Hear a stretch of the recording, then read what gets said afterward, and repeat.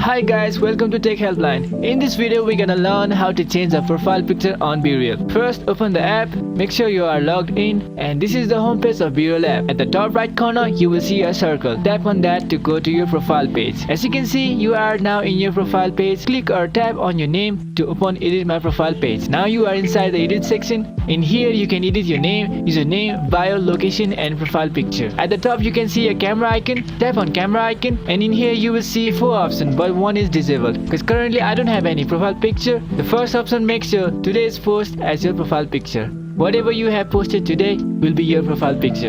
And the second option is to choose a picture you already have in your mobile device. And third option is to shoot live photo to make it as your profile picture. For now, we are gonna use the second option. Tap on photo library option and you can choose any photo you like. So I'm just gonna choose this photo for my profile picture, for example, and hit save button. And hit save button when you're done. And your profile picture has been changed successfully. Press back.